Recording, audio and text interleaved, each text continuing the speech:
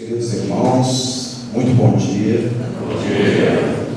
É uma satisfação muito grande e um prazer enorme de conhecer essa casa maravilhosa, que nós já sentimos, a vibração, todo esse carinho espalhado por aqui, pelo ambiente.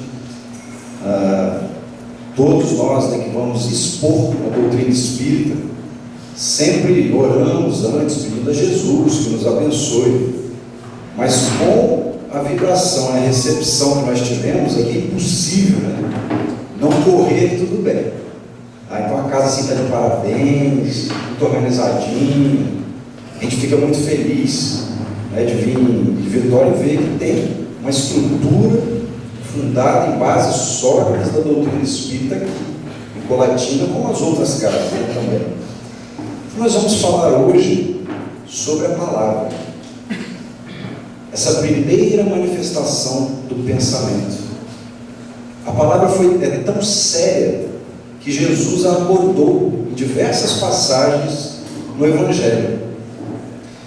Então, sendo uma manifestação do pensamento, e sendo o pensamento a força motriz que move o espírito, nós podemos construir, nós podemos unir corações, nós podemos destruir também. Daí a importância, o estudo da palavra, para que nós saibamos usá-la e também saibamos não usá-la. Não saber fazer o silêncio e ouvir é saber falar também, porque a alma também fala em silêncio, através de um olhar, com a palavra. Nós damos o nome a um filho, nós dizemos o bom dia, nós dizemos olá, alô, damos o nome às coisas. Então, através da palavra é que nós nos comunicamos. Quando o Espírito fala e pensa, portanto, há uma emissão de energia. Nós fizemos uma simbologia gráfica só para simbolizar esse impulso que o Espírito emite quando pensa e depois manifesta o seu pensamento através de palavras. Essa manifestação, sendo ela boa ou ruim, ela contamina o ambiente e cria uma psicosfera em volta daquele que fala, em volta daquele que pensa, de maneira que, ao exalarmos o nosso pensamento, nós captamos também a impressão que as pessoas que nos cercam tiveram. A reação que as pessoas têm do que nós falamos volta para nós. Então é óbvio que aquele que usa a palavra de um tom áspero vai causar uma má impressão e uma reação negativa irá voltar a si. Uma reação negativa parte de si e também vai voltar a si. Assim como aquele que fala, carregando essa fala de bons sentimentos, vai contaminar o ambiente com boas energias, com bons sentimentos, e vai aurir do ambiente esses bons sentimentos, vai captar de volta. Então, por exemplo, aqui, desde a fala inicial, uma vibração em nome de Jesus, todos nós ficamos emocionados. Por quê? Porque é uma fala carregada de amor. Então nós recebemos de volta aquilo ali, e a pessoa que fala recebe também de volta. Então, dependendo de como nós agimos na vida, se somos uma pessoa parcimoniosa ao usar as palavras, o tom que nós falamos é muito importante também, nós vamos criar o quê? Uma aura de simpatia ou de antipatia. Bom, a respeito exatamente do verbo, do uso do verbo, Jesus, dirigindo-se aos fariseus, disse: a boca fala do que está cheio o coração.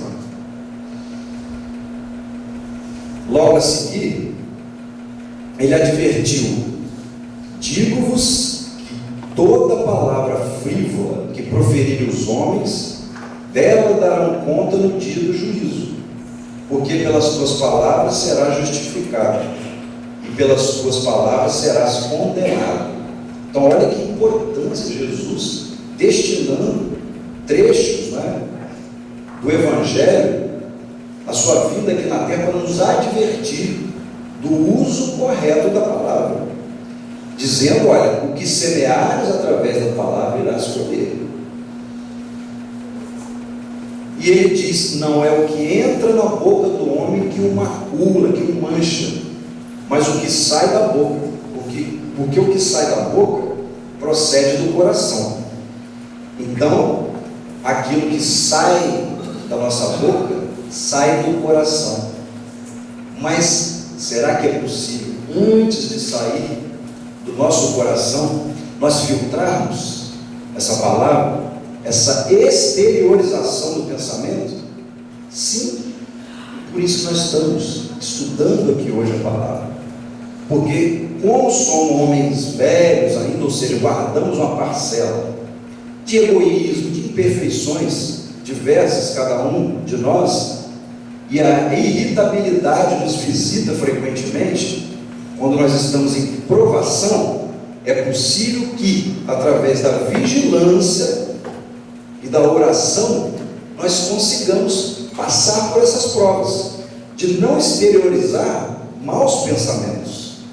Então, quando vem aquele vulcãozinho querendo entrar em erupção, e nós estamos prestes a devolver para o outro um estilete, uma agulha, nós podemos sim filtrar aquilo, é o tal do contar até 10, pensar: opa, peraí, se eu disser isso não vai adiantar nada, ou se eu disser, devolver no mesmo tom, vai piorar. Então nós filtramos. Então nós vamos ver hoje que a precipitação é o problema. Às vezes nós não nos vigiamos, porque não estamos em oração também.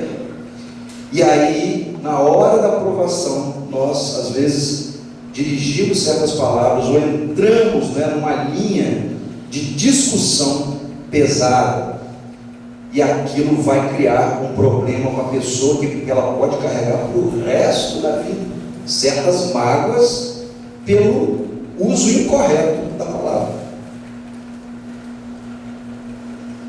No Livro dos Espíritos, na questão 282, Kardec indaga os espíritos superiores. Eles respondem o seguinte: como se comunicam os espíritos? A resposta: eles se veem e se compreendem. A palavra é material, é o reflexo do espírito. O fluido universal estabelece entre eles constante comunicação. É o veículo da transmissão de seus pensamentos, como para a voz o ar, o elo do som. Então o fluido cósmico universal transmite as sensações do pensamento. E aqui, espíritos encarnados, nós usamos as palavras para transmitir o mesmo pensamento.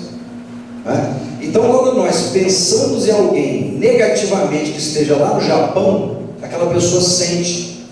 Um desencarnado, se nós pensarmos mal dele, ele vai sentir lá onde ele estiver, porque o pensamento é transmitido por esse fluido cósmico, que é como uma energia que liga as pessoas.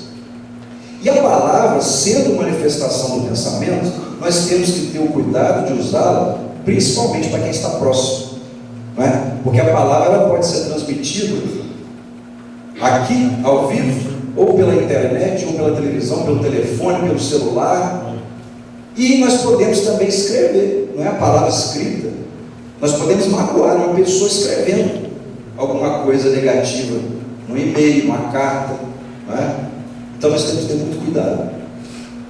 E aí, na 459, há também a indagação se os espíritos influem em nossos atos e pensamentos. Resposta: olha, muito mais do que imaginais. Influi a tal ponto que de ordinário são eles que vos dirigem. Nós estamos colocando isso aí, por quê? Porque quando nós nos associamos a uma ideia negativa, nós atraímos irmãozinhos espirituais que vão somatizar essa ideia negativa. Então, diante da palavra negativa, da notícia negativa que nós vemos nos jornais todos os dias aí, tem pessoas que dizem: se eu pegar o jornal na página policial e torcer, sai sangue, né? Nós não nos desesperarmos com a situação que o mundo se encontra atualmente, evitando propagar através das palavras uma notícia ruim, e sim dirigimos o nosso pensamento em prece às situações que se apresentam.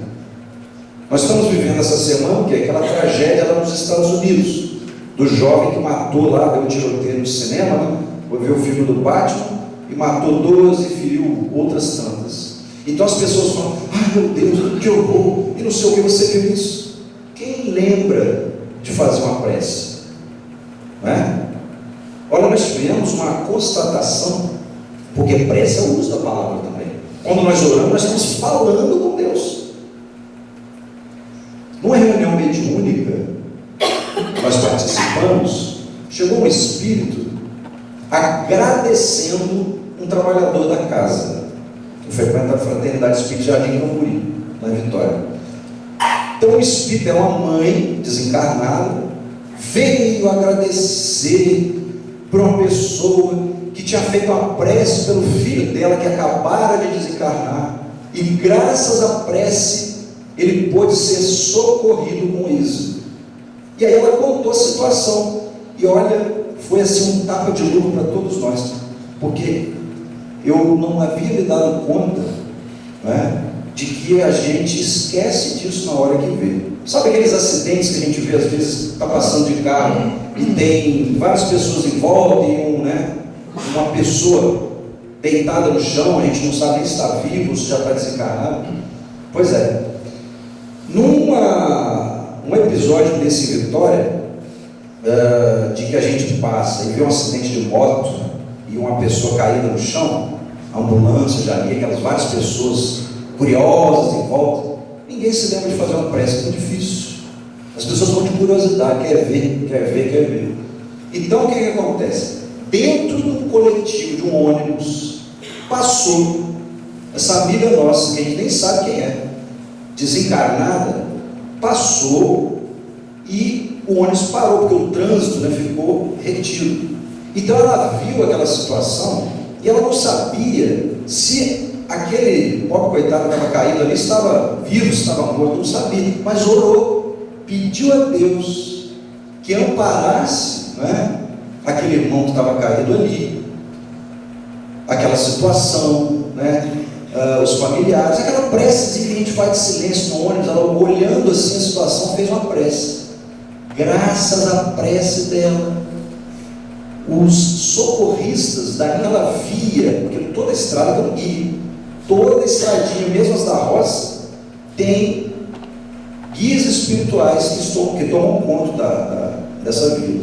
Então o socorro estava difícil. Estava difícil, os espíritos que vampirizam, porque a pessoa, quando está desencarnando ali, esvazia-se o fluido vital.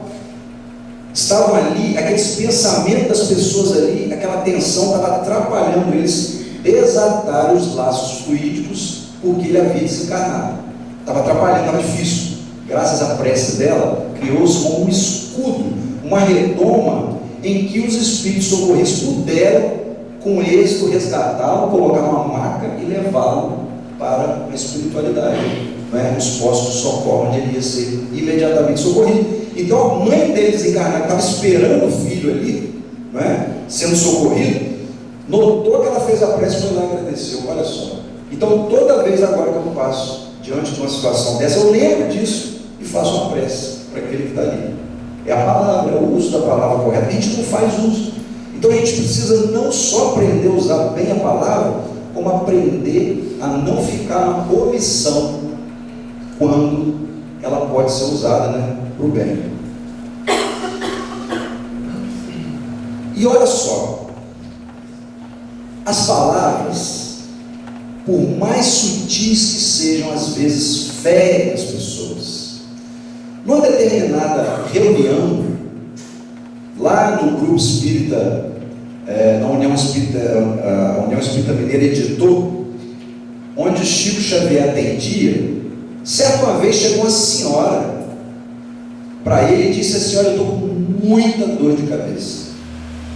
E passagens como essa também estão relatadas em Missionários da Luz e nos domínios da mediunidade. Mas nessa passagem, essa senhora chega, uma jovem senhora chega perto de Chico e fala: eu estou com uma dor de cabeça terrível, Chico. Ela falou assim: minha filha, senta aí, assiste a reunião, eu vou atendê-la depois. Então, no decorrer da reunião, quando terminou, ela volta a Chico e diz o seguinte: o Chico pergunta: e aí, a dor de cabeça? Eu falei: passou, Chico, passou, graças a Deus passou. Então Emmanuel vem até Chico e fala, e ele diz o seguinte: olha, essa senhora, Emmanuel me disse que ela teve uma discussão ferrenha com o marido antes de sair, não é, de casa para vir à reunião aqui, e o marido falou muita coisa pesada para ela. Eles tiveram discussão, quase que saíram nas vias de fato. Então as palavras venenosas que o marido xingou ela e tudo e tal, acumulou, ela guardou no coração, aquilo atingiu ela, ficou muito abalada, e aquilo criou uma espécie de um fluido negro que se alojou no ouvido, e do ouvido passava na garganta, e da garganta vinha até no coração. Ela estava, com aquela mágoa que a gente sente, quando a pessoa magoa, fica aquela coisa assim, e aquilo estava causando-lhe uma dor de cabeça terrível. O doutor Bezerra de Menezes, conta Chico, se dirigiu até ela e aplicou um passe, e logo em seguida, porque num evento desse aqui, por exemplo, a espiritualidade detecta quem está precisando, mais ou menos, e vai aplicando o passe, que a gente chama do passe coletivo. Porque toda reunião doutrinária, quando termina, a gente chama as pessoas para tomar o passe, mas avisa: olha, todo mundo já tomou o passe coletivo, mas aquele que estiver se sentindo com a necessidade maior, pode se dirigir ao caminho de passe. Então, no aplicar o passe, o doutor Bezerra colocou a mão aqui, puxou dela e saiu com um cordão viscoso, negro, que era causado pelas formas de pensamento emitidas pelo marido dela, através daquela discussão pesada, pelo uso da palavra. Quando nós usamos a palavra para ferir, cria-se imediatamente, no plano espiritual, uma forma de pensamento negativa que dirige essa pessoa que nós estamos conversando, nós estamos com aquela raiva está se dirigindo à pessoa, e aquilo atinge a pessoa. Se ela estiver desprevenida, invigilante, ela vai acolher aquilo. Se ela tiver um pensamento elevado em compreender e exercer continuamente o perdão, a gente sabe que é difícil, mas exercer o perdão, se colocar um pensamento acima, ela cria uma barreira protetora, então aqueles fluidos negativos não a atingem. Nós temos uma passagem muito interessante, porque essa questão de atingir até os mortos, como nós falamos, que a palavra é a manifestação do pensamento. E Missionários da Luz, uma passagem que chama o caso Vieira. Quando André Luiz, espírito, visitava uma família aqui na Terra, vindo na hora do sono levar um indivíduo, um cidadão que precisava participar da reunião de trabalho no plano espiritual, que era o Vieira. Vieira estava dormindo, então o espírito se desprendeu. Então André Luiz e Sertório vinha levar Vieira para essa reunião no plano espiritual, só que ele não pôde comparecer. Quando eles adentraram na casa de Vieira, tinha um vulto, quer dizer, um irmão, um espírito com aparência assim, com as vestes absolutamente negras, que estava ali do lado do leito. O espírito de Vieira, separado do corpo, porque no sono nós nos desprendemos, então André Luiz via, narrava o perispírito ali do lado do corpo, mas estava assim, ó, com medo e tudo e tal, e o Vieira estava tendo um pesadelo naquela hora, estava suando frio até, molhando os lençóis. E aí eles falaram, mas o que se passa? O que está vendo? O que esse espírito está fazendo aí? Eu falei, aí o Sertório disse, creio que o nosso irmão atraiu essa entidade. E aí ele começa a conversar com a entidade. O amigo é parente do Vieira? Eu falei, não, eu e Vieira fomos grandes amigos na terra. Só que o Vieira, na hora da janta hoje, estava falando mal de mim, falando coisas que eu definitivamente eu não fiz quando estava encarnado.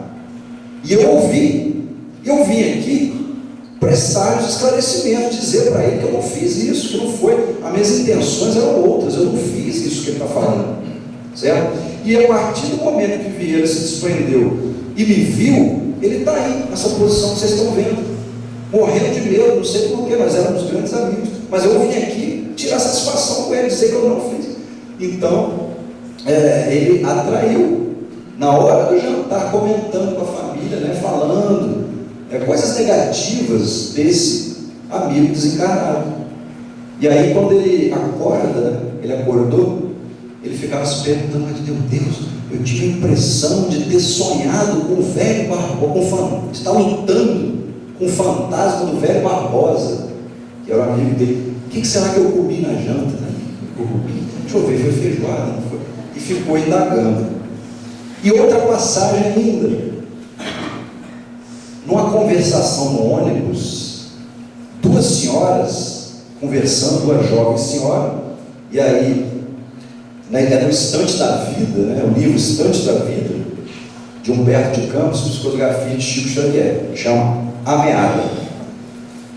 Era uma passagem de duas senhoras que estavam no ônibus de praça, um coletivo, conversando assim, eu não posso viver sem ele. Ele, para mim, é quase tudo nessa vida. Aí a outra dizendo, mas Dulce, você tem certeza? Você gosta tanto assim do Dionísio? Gosta tanto dele, mais do que o seu marido? Não, mas eu não posso viver sem os dois. Nossa, mas isso é coisa doentia, isso é coisa de casal sem filhos. Você não me compreende tudo. E as duas conversando, né? Falando que ela morre de amores por esse Dionísio, que não pode viver sem ela, sem ele, sem o marido e tal. Só que elas não se davam conta de que a dona Lequinha, vizinha, estava no banco de trás do ônibus ouvindo tudo. E aí a dona Lequinha, quando ela se levantou para descer, ela se despede de um rapaz forte, tudo, né, a Dulce, né, e diz assim, você vai lá em casa depois, você precisa falar, não, pode ficar despreocupado que eu vou lá depois. Aí a dona Lequinha já começa a pensar um monte de coisa, mas dona Dulce, não é possível, falando desse Dionísio, só pode ser esse rapaz aí que ela se despediu, e chega em casa, começa a fofocar com o marido, e o marido da dona Lequinha era um colega de serviço do marido da Dulce, daquela jovem. Chega na hora do almoço, ela fala assim, olha, fulano, você não sabe o que eu vi. Mas o que, velho? Fala, mulher. Dona Dulce, quem diria? Para mim é uma santa. Mas quem que tem a Dulce? Eu vi ela falando, conversando com a amiga, que não pode viver sem tal de Dionísio e sem marido, os dois. E eu vi com meus próprios olhos ela se despedindo daquele jovem forte. Não é possível. Eu vou falar com meu amigo e tal. Chegou no serviço, ele chamou o amigo, olha, fulano, você é meu amigo, eu não sei nem como te falar isso dói, mas é para o seu bem, e contou, né? O rapaz ficou desolado, pediu licença, agradeceu e falou, olha, eu não estou conseguindo trabalhar mais, eu vou embora. Saiu da oficina, né? Era a hora do almoço, foi almoçar, chegou, almoçou, ficou acabonado, não falou nada, a esposa tentando agradar, ele voltou para a oficina, chegou na oficina, não conseguiu trabalhar, saiu. Quando era mais ou menos, né, umas 2 horas da tarde, ele chega em casa de quietinho e vê a esposa falando assim no telefone, sim, Às 3 horas então, você vem, às 3 horas, meu marido não pode saber. Aí ele fecha a porta assim, sem ela notar, e sai, porque tinha constatado mesmo que estava naquela conversa, sai e fica, e depois volta às 3 horas, chega de quietinho no quarto e vê um rapaz assim, debruçado na cama, ajeitando a cama, o colchão, apertando o colchão assim, pronto. Para ele foi a gota d'água. Saiu, infelizmente ele foi encontrado morto, se enforcou num cômodo dos fundos da casa. Só então que todo o imbróglio foi esclarecido. O Dionísio era o gatinho angorá de Dona Dulce, que ela tanto amava, e não tinha filhos, né? Então ela gostava muito. O rapaz que estava em cima do colchão, assim, ajeitando, era um rapaz da loja de móveis, que ela comprou um colchão de molas, aqueles colchões modernos, para fazer uma surpresa para o marido, porque era aniversário de casamento, ela queria ter uma noite ali maravilhosa. O marido comprou o colchão e ia fazer uma surpresa para o marido, e disse que o marido não podia saber, né? E aí, ela chorando ali no velório, Dona Lequinha vem e fala: mas que bobagem, só por causa de um gato, isso tudo a gente fala as coisas por falar, se matar por causa disso, a gente fala as coisas por falar. Então, olha só, não mediu as consequências e deu no que deu. É um caso, né, trazido. Então nós temos que ter muito cuidado com as palavras, até com os animais. Vocês já notaram que quando a gente dirige as palavras carinhosas para um animalzinho, seja ele qual for, né, um cachorro, um gato, um cavalo, e falamos assim: vem cá, neguinho, cá, e ele vem abanando o rabo. Mas se nós falarmos assim: sai fora, ele sente e sai correndo, porque aquelas palavras evitam o quê? Não é? Raiva, repulsa, o animal sai. Foi assim que uma passagem narrada por André Luiz também, no livro Os Mensageiros, capítulo 41, eles vão repousar no campo, André Luiz em espírito, junto com Aniceto. Depois de fazer atendimentos na crosta terrestre, eles vão se repor no campo, numa roça, não é? Porque aí está longe daqueles fluidos pesados da cidade. E estão ali repousando, de manhã cedinho, e notam uma confusão na estradinha próxima.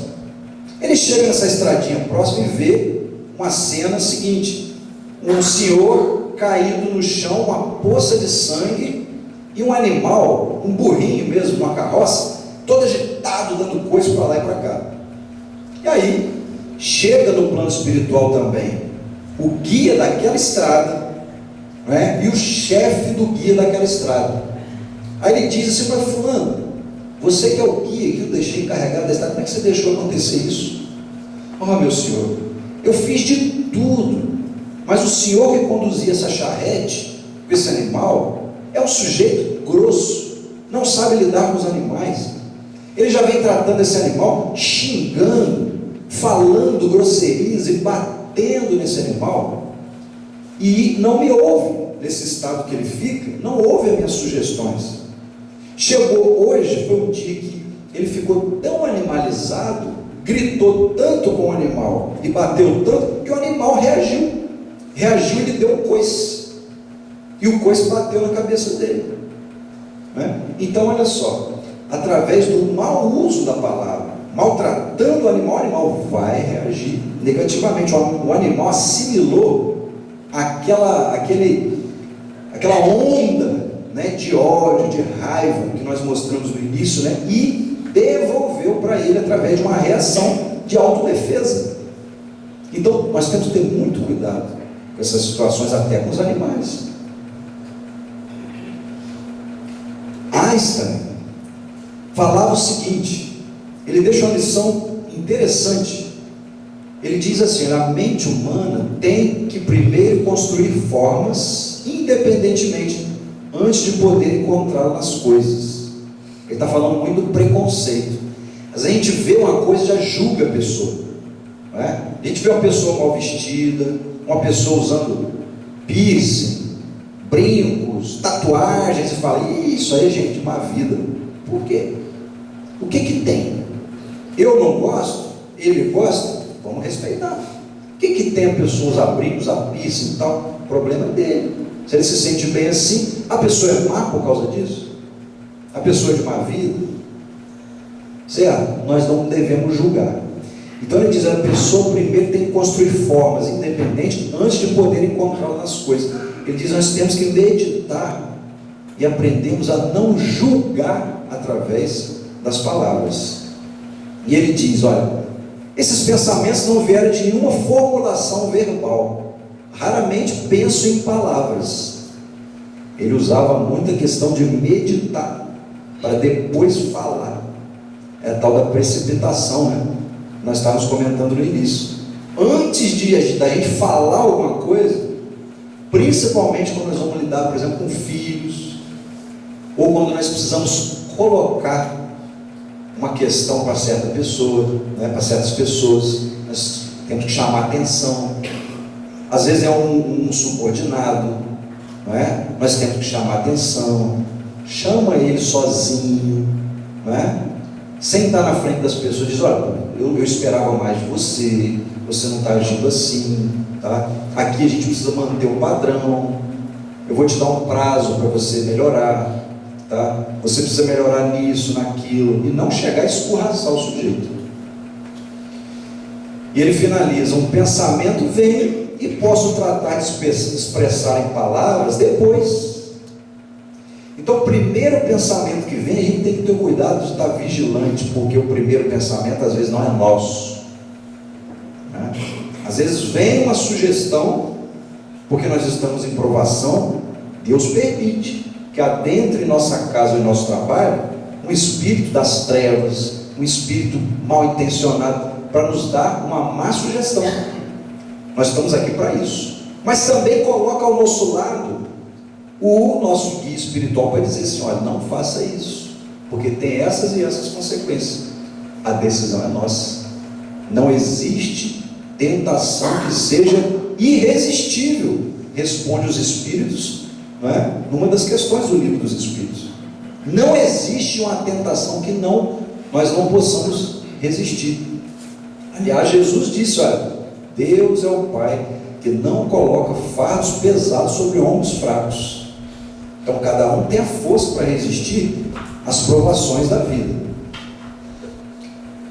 Nós temos que ter cuidado, porque as pessoas guardam no seu coração o que nós falamos. Essa pesquisa, famosa pesquisa, né, da Universidade do Texas, diz assim, a respeito da educação, que depois de 3 dias, uma pessoa ela vai guardar 10% daquilo que leu, 20% daquilo que ouviu,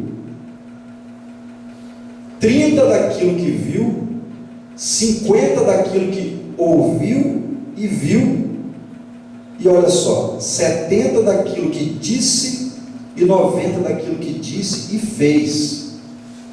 Então, quando nós nos dirigimos a uma pessoa, ela vai ter isso aí quando a gente está ensinando, educando. Nós sabemos que se nós fosse fazer um teste de mágoa, ou seja, quando a gente está deseducando uma pessoa, agredindo a pessoa, a lembrança vai ser muito mais do que 3 dias, né? Então, se a pessoa, quando está aprendendo uma coisa, guarda isso aí, 90% e tal, do que disse e fez, ou seja, nós que ofendemos também, vamos guardar para nós, né? O percentual de tempo vai ser maior, porque as pessoas, infelizmente, nós guardamos mais as coisas negativas no coração do que as positivas. Nós temos que mudar isso, temos que corrigir. Então Jesus disse assim, olha, nessa passagem de Mateus, eu porém vos digo que todo aquele que se encolerizar contra o seu irmão será réu de juízo.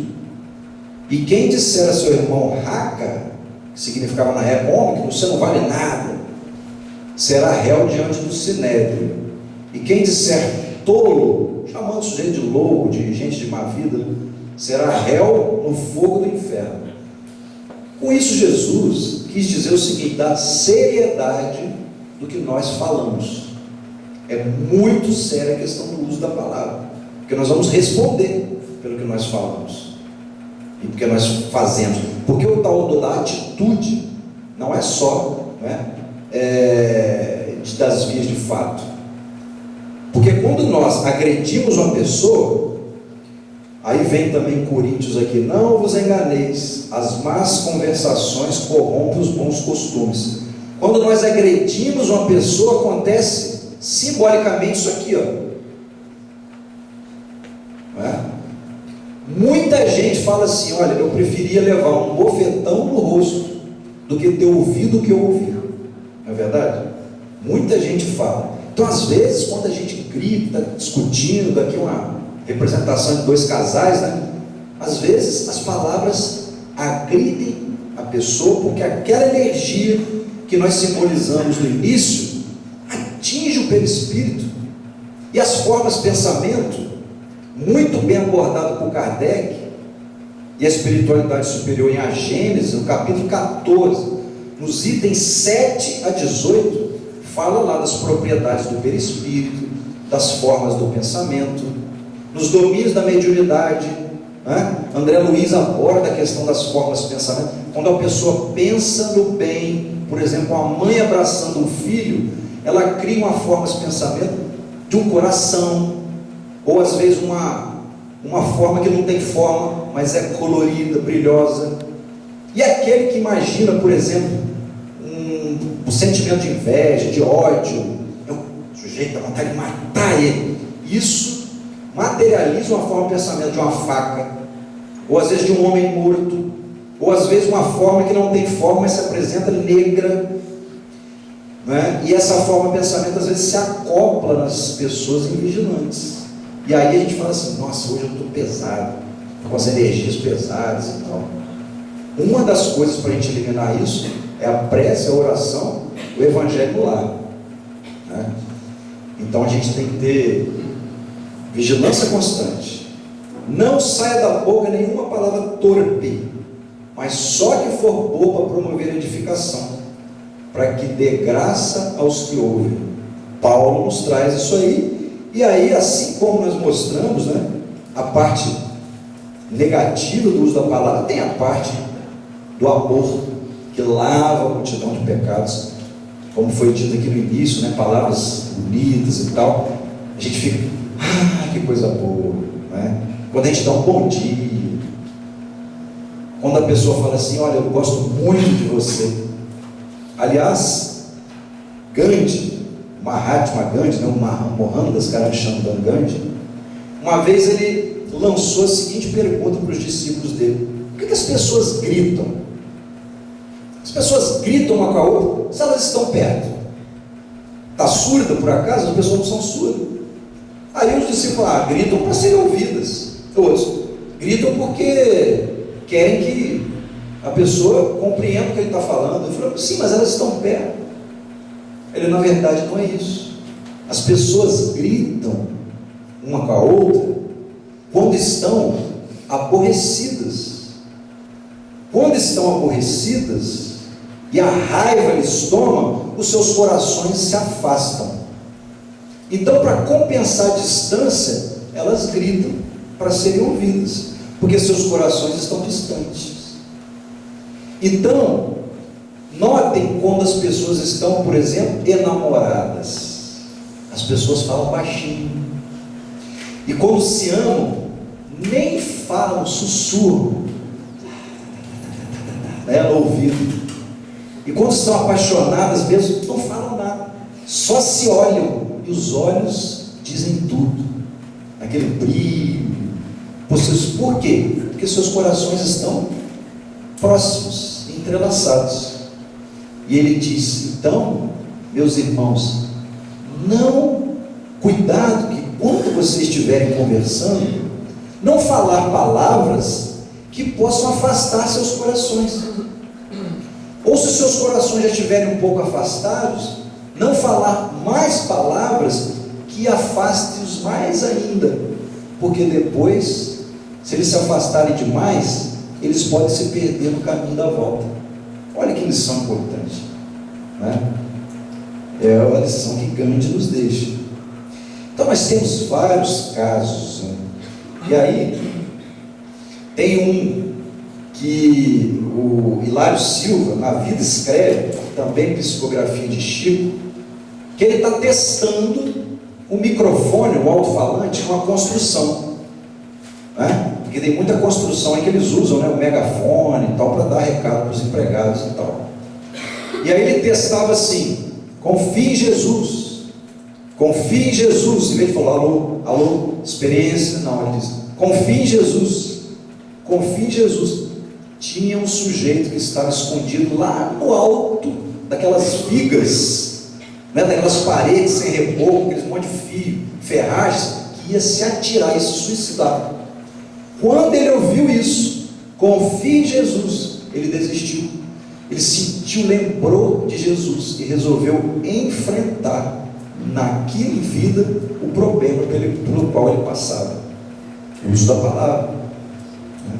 O uso da palavra.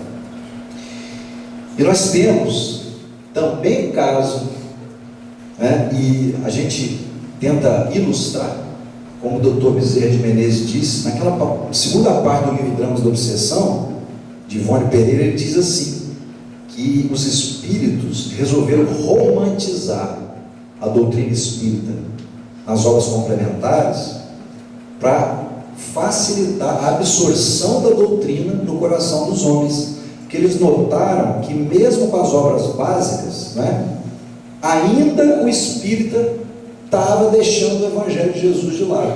Então, para reforçar a obra de Kardec, resolveram romantizar, porque quando a gente ouve casos, né, a gente grava mais. Então a preocupação dessa técnica que nós estamos usando é isso, do uso da palavra. E tem um caso muito bonito para a gente medir as consequências da nossa palavra, porque como aquela representação gráfica no começo, que a gente fala uma coisa, vai igual a onda assim, ó. E se a pessoa estiver contaminada com a nossa raiva, ela vai chegar em casa contaminada com aquilo, também vai tender a despejar aquilo em alguma pessoa, sobretudo se nós estivermos invigilantes. Então, Neio Lúcio, o espírito Neio Lúcio, ele nos conta uma passagem muito bonita, dizendo o seguinte, que numa determinada ocasião, o chefe de uma oficina, ele abriu uma carta, chama-se a Arma Infalível. Ele abriu uma carta cheia de desaforo de um empregado. Vocês devem conhecer, né, essa passagem. E essa carta, o empregado tinha sido demitido, fala um monte de coisa pesada ali, agride ele com palavras, né, daquelas que magoam, que ferem mesmo a nossa alma, e ele ficou irado. E encontrou com o subchefe da oficina, a despeito de encontrar uma ferramentazinha quebrada ali, descarregou, despejou nele todo aquele ódio. Então o subchefe desprevenidamente acolheu aquele ódio no coração, ficou acabrunhado ali várias horas e deu a hora do almoço. Chegou em casa, irado também com aquela raiva toda, viu um sapato mal engraxado ali, descarregou em cima da esposa toda aquela ira, a pretexto daquele sapato mal engraxado. Chegou ali, não sei o que, desabafou, ficou aliviado. Foi a vez da esposa assimilar aquele dardo venenoso das palavras e assimilar no coração. E ela ali foi atrás da empregada, que era responsável, né, também por engraxar os sapatos, e descarregou numa desproporção. Ao invés de chamar, olha, fulano, aqui ó, capricha mais da próxima vez. Não, chegou e destratou, humilhou a menina e tudo. E foi a vez dessa menina, a empregada, né, a funcionária, asilar no seu coração aquele dardo venenoso. E ela ficou ali andando para lá, fazendo as coisas com raiva, não podia quebrar os pratos, porque senão ia ter que trabalhar o resto da vida para pagar. E ficou ali, viu o cachorro da família, dormiu folgado no chão, desferiu um pontapé de largas proporções no animal para descarregar aquilo, E o animal, por sua vez, passou a agasalhar aquele dardo venenoso, saiu gritando, né, ganindo, e mordeu a primeira pessoa que encontrou na rua. Era a senhora do vizinho, foi mordida na coxa, e aos gritos, naquela gritaria, pedindo para levar para uma farmácia e tal, foi levada para uma farmácia. Chegou lá, com aquela raiva danada, desproporção, né, com a mordida que teve, que nem foi tanto assim. O rapaz pegou o mertiolate, foi passar aquela época, o mertiolate ardia, hoje não arde mais, não é? Minha mãe falava assim, o que arde cura, o que não arde não segura. Quando eu usava o mertiolate, eu reclamava, passou o mertiolate, gritou, e deu um tapa no rosto do rapaz. O rapaz da farmácia, de calmo e tranquilo que era, passou a agasalhar e aquele ódio mental e devolveu para a senhora as palavras malcriadas. Deu a hora de ir para casa no café da tarde, ele foi, né, muito aborrecido, irado, chegou com a mãezinha dele que ele sustentava, uma senhora velhinha, chegou, já abriu a porta, a senhora é culpada disso tudo, a senhora é culpada, afinal de contas eu trabalho para te sustentar, e tem que ouvir esse desaforo, essa porcaria desse dia e tal. A mãe dele ouviu, deixou ele falar, falava cuspindo, espumando a boca, deixou ele falar. Depois que ele acabou de falar, ela disse, meu filho, eu sei, aquele carinho de mãe, né? Eu sei que você tem razão, que você tem que me sustentar, que você está cansado, está doente inclusive, mas tenhamos calma, oremos, lembremos do que nosso mestre Jesus disse, que tudo de ruim na terra passa. Você teve um dia hoje, que não é todo dia assim, sentemos, tome seu café, oremos. E aí ela conversou, passando a mão no cabelo dele, ele demorou para olhar para os olhos dela, e quando ele olhou, ele chorou, não aguentou, abraçou, e aí os dois falaram em Jesus, ela fez uma prece, e terminaram o lanche felizes da vida. Foi ali que aquele dardo odioso, passando de coração em coração, não resistiu à arma infalível do amor, que aquela mãe deu fim àquela situação. Então nós podemos imaginar, através dessa lição, quanta coisa nesse mundo que a gente pode cessar. Por isso que Jesus pediu a renúncia a nós mesmos, para nós engolirmos sapo, falando no português claro, contarmos até 10, para dar um fim nas coisas ruins. Porque se a gente agasalhar a questão da vingança, né, da reação, nós não vamos estar agindo de acordo com ele. A questão da palavra é tão séria que foi cientificamente comprovada. Muito embora vocês provavelmente já tenham visto isso aí, é bom sempre lembrar, esse cientista japonês, Dr. Masaru Emoto, ele demonstrou o efeito de determinados sons e palavras, pensamentos e sentimentos que alteram a estrutura molecular da água. Porque a água é uma coisa muito sensível, né? Nós sabemos que a água, ela absorve as energias do ambiente. Até os cheiros, odores, quando a gente guarda, né, um litro d'água na geladeira, destapado, se tiver cebola cortada, o que acontece? Se tiver goiaba, então, dentro da geladeira, cortada, fica aquele gosto, aquele cheiro, a água. Por isso que nós usamos a água fluidificada, né? E a água do palestrante dizem que é especial, estou guardando ela aqui para tomar depois. Então, a água absorve nossos sentimentos, nossos pensamentos. Então, ele fez um teste interessante. A técnica utilizada consiste em expor a água a esses agentes, a palavra, sons, etc.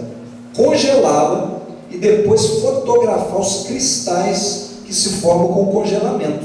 Aqueles cristais, né, microscópicos. E obteve o seguinte: aqui nós temos a molécula de água de um rio poluído, que ele congelou, tirou foto do cristal.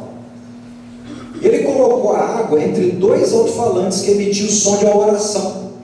Olha só, depois aquela mesma molécula, como que se transformou? Ela se reestruturou, por causa de estar exposta ao som de uma oração. Aqui nós temos uma comparação, olha, molécula de água destilada, sem tratamento, e depois essa mesma molécula exposta a um som. Muito obrigado. Ele tirou a foto e comparou as duas.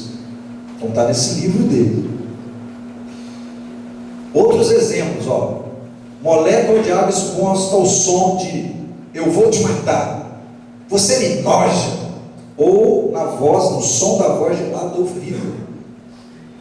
Fotografou e depois gravou essa mesma água ao som de palavras de amor e admiração, e depois ao som da música, né, da pastoral de Beethoven. Olha só o que ele obteve, como que elas se reestruturaram. Elas não só se reestruturaram, como ficaram iluminadas, para nós vermos aí a propriedade da água. E lembrando o seguinte, que nós somos 70% água no nosso organismo, assim como o mar, né? A terra, 70% de água. Então, quando nós falamos com a pessoa, o espírito absorve, né? O perispírito assimila aquelas energias e imediatamente provoca uma reação nas glândulas do nosso organismo, tanto nas glândulas do cérebro quanto nas endócrinas e tal, e causa uma sensação, né, de bem-estar ou de mal-estar, dependendo da qualidade desse pensamento ou dessa palavra. E aí nós precisamos adotar uma postura, estudar, examinar os fatos, ao tal do vigiar. Aqui nós temos o seguinte, ó, nós temos os seguintes fatos. Por exemplo, Fábio e Andréia casaram-se com pouca idade. Qual que é o comentário de um espírito inferior? Xiii, aí tem coisa. O espírito superior falaria o quê? Que bom, que tem uma vida feliz e profícua. Outra situação, Fábio e André compraram um carro novo. Comentário do espírito inferior: ué, eles não têm dinheiro, de onde será que tiraram? Se fosse um comentário do espírito superior, que bom, agora pode se locomover mais facilmente. André comprou roupa nova, fez um look novo, um novo corte de cabelo e tal. Espírito inferior: que peru, anda pensando em quê? Comentário de espírito superior: ela está linda, que elegância, ficou mais jovem. Então olha como nós podemos mudar as situações. E aqui nós temos a seguinte situação: quando o marido chega do trabalho em casa, né, ou a esposa, e aí o marido fala assim: ó, seu comentário do espírito inferior, ó, eu não quero papo, hoje não deu nada certo. E a esposa invigilante diz: ah, meu filho, quer trocar de lugar? As crianças brigando, chorando, eu tenho que ensinar as tarefas da escola ainda, e sua mãe ainda me aparece dando pitaco, dando opinião. Tenha dó. Aí cria aquele climão representado por essa figura aí. Se for uma pessoa vigilante, agindo como o espírito superior agis, o marido: olha, tive um dia difícil, não consegui resolver todos os problemas. A esposa: relaxa, toma um banho, eu vou preparar aquela deliciosa macarronada bolonhesa que você tanto gosta. Aí aquele clima em casa muda. Então nós podemos fazer da nossa vida um céu ou um verdadeiro inferno, depende da gente, exclusivamente da gente, atrair os bons espíritos ou atrair os maus espíritos com os nossos pensamentos e palavras. Conclusão: usemos o verbo somente para o bem, com cautela, vigiando e orando para não nos precipitarmos. É aquela questão de filtrar o pensamento antes de traduzi-los em palavras, como Einstein disse. Não é o que entra da boca, novamente, né? O que macula o homem, mas o que sai da boca, porque o que sai procede do coração. E embora ninguém possa voltar atrás, aí Chico Xavier nos deixa, e fazer um novo começo, qualquer um pode começar agora e fazer um novo fim. Porque tem gente que fala assim, não há como eu me reconciliar com meu pai, com a minha mãe, com meu irmão, com a minha esposa, com o fulano, com o Beltrano. Não dá, já era, é tarde demais. Não, nunca é tarde para reconciliar com alguém. Nunca é tarde. Jesus mesmo falou o quê? Reconciliar depressa com o vosso inimigo. Quando ele nos disse reconciliar depressa com o vosso inimigo, é porque ele pode sair da nossa jornada e nós depois temos que voltar uma nova existência, perder um tempão para reencontrá-lo na mesma caminhada e tentar pedir perdão. Não importa se nós vamos nos humilhar, se ele não vai nos compreender, se ele vai continuar na mesma teimosia ou nos dirigindo ao mesmo desprezo, mas nós fizemos a nossa parte. O resto agora é ele com Deus. Então, usemos, a palavra para o bem, em qualquer lugar que estivermos. Então nós vamos finalizar mostrando aí um vídeo para refletirmos essa questão da palavra, que pode ser um apoio, um estímulo ou uma arma.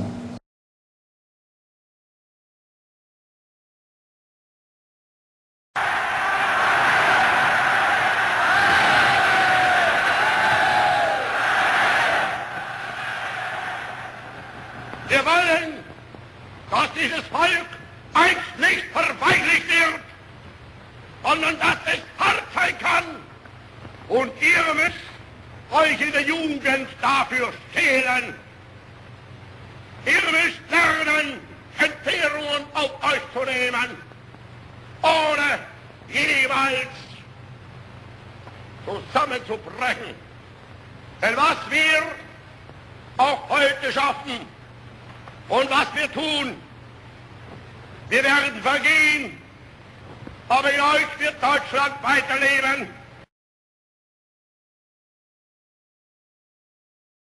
Se eu fosse alguém, se eu tivesse influência, se eu pudesse realizar alguma coisa em benefício da comunidade, e se eu tivesse a menor autoridade para fazer isto, eu apenas repetiria para mim mesmo e para todos os nossos irmãos em humanidade, de todas as terras e de todos os idiomas, aquelas palavras de nosso Senhor Jesus Cristo. Amai-vos uns aos outros como eu vos amei. Porque amor com esquecimento de si mesmo. Porque amor nada pedindo para si. O amai-vos uns aos outros foi superado pelo amai-vos uns aos outros como eu vos amei.